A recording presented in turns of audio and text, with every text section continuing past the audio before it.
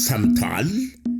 አፍሮ ሆሊላንድ አስጎብኚ የኢየሩሳሌም የትንሣኤና የእርገት ጉዞ ምዝገባ ወደ መገባደዱ ስለሆነ ያቀዳችሁ ሁሉ በጊዜ ኑ ይለናል።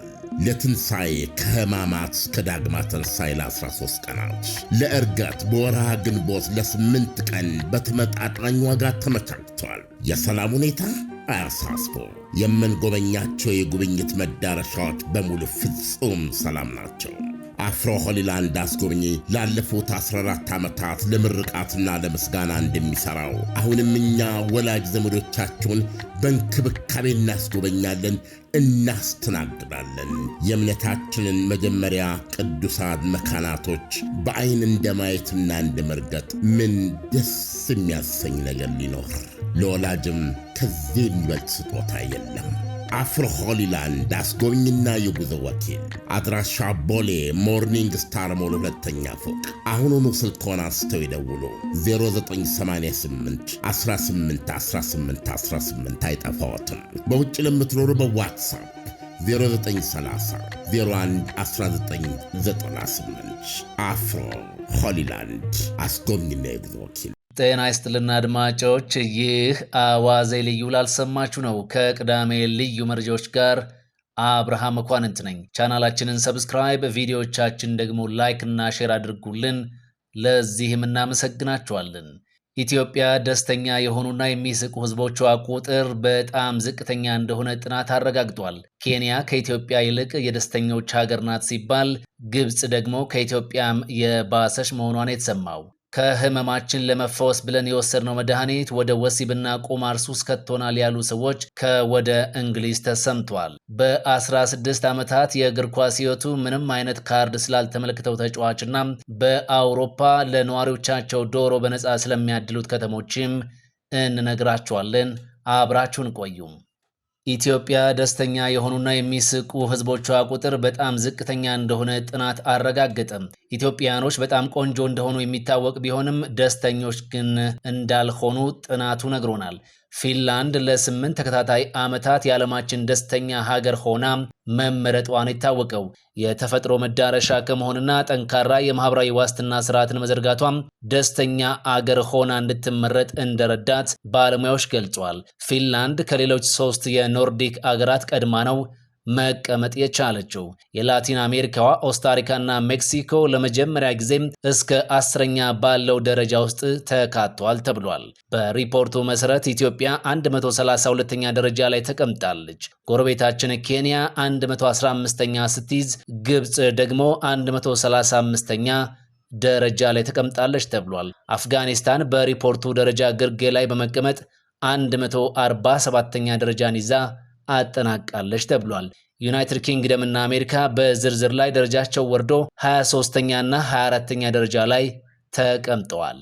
ጥናቱ እንግዳ ሰዎች ወይንም የማይተዋወቁ ሰዎች ከሚጠበቀው በእጥፍ የበለጠ ደግ ሆነው መገኘታቸውን አረጋግጧል። ሆን ተብሎ የኪስ ቦርሳ በመጣል ምን ያህል እንግዳ ሰዎች እንደሚመልሱ በማየትና ሰዎች ይመልሳሉ ብለው ከሚጠብቁት ጋር በማነጻጸር ተለክቷል ተብሏል። ሰዎች እርስ በርስ እንደሚተሳሰቡ በሚያስቡበት ቦታ መኖራቸው በጣም ደስተኛ ያደርጋቸዋልም ተብሏል። የተባበሩት መንግስታት ድርጅት የዓለም አቀፍ የደስታ ቀንን ምክንያት በማድረግ ይፋ የሆነው 13ኛው የዓለም የደስታ ሪፖርት ሰዎች ህይወታቸውን እንዲገመግሙ በመጠየቅ ደስተኛ የሆኑት የዓለም ሀገራትን በደረጃ አስቀምጧል። ፊንላንድ ከ10 ነጥብ ውስጥ በአማካኝ 7.7 ነጥብ በማስመዝገብ ቀዳሚ ስትሆን፣ ዴንማርክ ሁለተኛ ደረጃን ይዛለች። ለኮስታሪካና ዴንማርክ የደረጃቸው መሻሻል የቤተሰብ ትስስር ምክንያት እንደሆነም ተገልጿል። ሪፖርቱን ይፋ ያደረጉት ተቋማት ሰዎች የራሳቸውን ህይወት ከ0 እስከ 10 እንዲመዝኑም ጠይቋል። 0 በጣም የከፋ ህይወት ሲሆን 10 ደግሞ ምርጥ ህይወት ነው ብለዋል። በዚህ መሰረት የእርሶ ውጤት የትኛው ቁጥር ላይ ያርፋል? ሐሳባችሁን አስቀምጡልን። ከህመማችን ለመዳን ብለን የወሰድነው መድኃኒት ወደ ወሲብና ቁማር ሱስ ከቶናል ያሉ ሰዎች ከወደ እንግሊዝ ተሰምቷል። በዩናይትድ ኪንግደም ከቁጥጥር የወጣ የሰውነት እንቅስቃሴ ህመም ያጋጠማቸው ሴቶች የተሰጣቸው መድኃኒት ህይወታችንን አመሰቃቅሎታል ብለዋል። መድኃኒቱ ሲታዘዝላቸው የጎንዮሽ ጉዳት እንዳለው እንዳልተነገራቸውም ገልጿል። GSK የተባለው መድኃኒት አቅራቢ ድርጅት መድኃኒቱ ወጣ ያሉ ባህሪያትን ሊያመጣ እንደሚችል በ2020 2023 ገልጾ ነበርም ተብሏል። የመድኃኒቱ መግለጫ ላይ እነዚህ የጎንዮሽ ጉዳቶች ግን አልተጠቀሱም።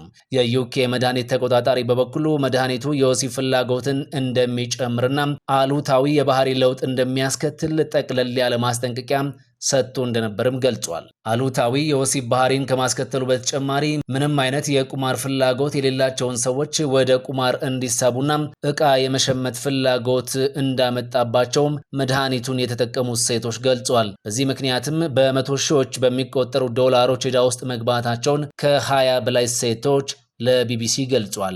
መድኃኒቱ ሮፒኒሮል እንደሚባል ገልጿል። የደስታ ሆርሞን በመባል የሚታወቀውን ዶፓሚን ሆርሞን የሚያነቃቀው መድኃኒቶች የወሲብ እና የቁማር ሱስ ስሜትን ሊጨምሩ እንደሚችሉ ይነገራሉ።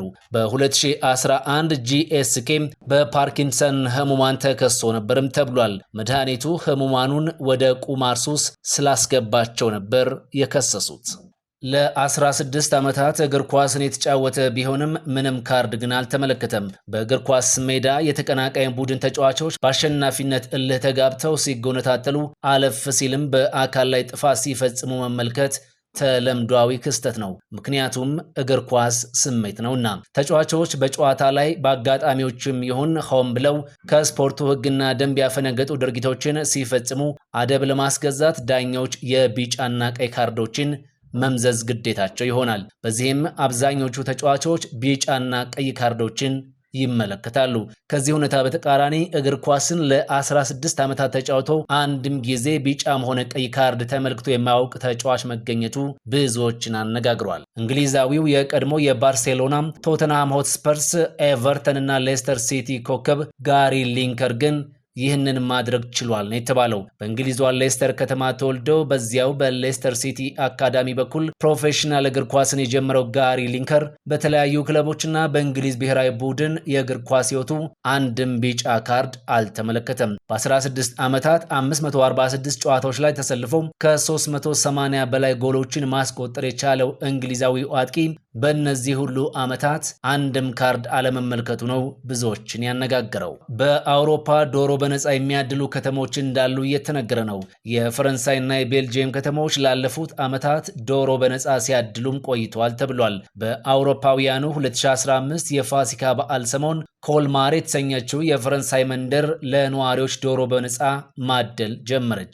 የወቅቱ የኮልማር ከንቲባ የነበሩት ጂልበርት ሜየር አንድ ዶሮ ለአንድ ቤተሰብ በተሰኘው የምርጫ ቅስቀሳቸው ይታወቃሉ። ይህንን ያደረጉትም የመንደሯ ነዋሪዎች ዶሮ እንዲያረቡ ለማነቃቃት ነበር። ይህ የከንቲባው ቅድም ስኬታማ እንደሆነ ነው የተገለጸው። ባለፉት ዓመታት ሌሎች መንደሮችም ይህንን ማድረግ ጀምረዋል ተብሏል። በመጪው ሰኔ ላይም እነዚሁ ነዋሪዎች ዶሮ በነፃ ይታደላቸዋል ተብሏል። ይህ የሚደረገው ቀደም ሲል ይጣል የነበረን ምግብ ለዶሮዎቹ ምግብነት በማዋል የምግብ ብክነትን ለማስቀረት በሚል ነው። በዩናይትድ ኪንግደም ውስጥ ዶሮ አርቢዎች ትራፊ ምግብ ለዶሮዎቻቸው እንዳይሰጡ ይመከራሉ። ይህንን የምታደርገው ደግሞ በሽታ ያስተላልፋሉ በሚል ስጋት ነው። በሌሎች ሀገራት ግን ትራፊ ምግብ ለዶሮ መስጠት የተለመደ ነው። በቤልጅየም 2 ከተሞችም ዶሮ በነፃ ይሰጣል። ነገር ግን ነዋሪዎች ለ2 ዓመታት ያክል ዶሮዎቹን አርደው መብላት እንደማይችሉ በፊርማ ሲረጋገጥ ብቻ ነው በነፃ ዶሮዎችን ማግኘት የሚችሉት። ይህ አዋዜ ልዩ ነው። አዋዜ ልዩ ዜና ላይ የተመሰረቱ ታሪኮች በስፋት የሚቀርቡበት ነው። አዋዜ ልዩ በየዕለቱም አጫጭር የዜና ታሪኮች ይሰጣል። የዜናዎቹን መነሻ ምክንያት ይመረምራል። በአዋዜ ልዩ ማስታወቂያ ማቅረብ ከፈለጋችሁ በአዋዜ ልዩ ላይ በተገለጸው አድራሻ መሠረት ልታገኙን ትችላላችሁ።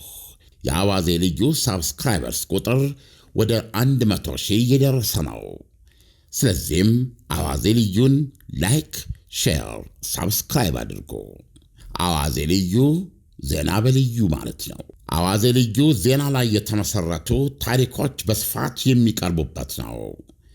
አዋዜ ልዩ በየዕለቱም አጫጭር የዜና ታሪኮች ይሰጣል። የዜናዎቹን መነሻ ምክንያት ይመረምራል። በአዋዜ ልዩ ማስታወቂያ ማቅረብ ከፈለጋችሁ በአዋዜ ልዩ ላይ በተገለጸው አድራሻ መሠረት ልታገኙን ትችላላችሁ። የአዋዜ ልዩ ሳብስክራይበርስ ቁጥር ወደ 100,000 እየደረሰ ነው። ስለዚህም አዋዜ ልዩን ላይክ፣ ሼር፣ ሰብስክራይብ አድርጉ። አዋዜ ልዩ ዜና በልዩ ማለት ነው።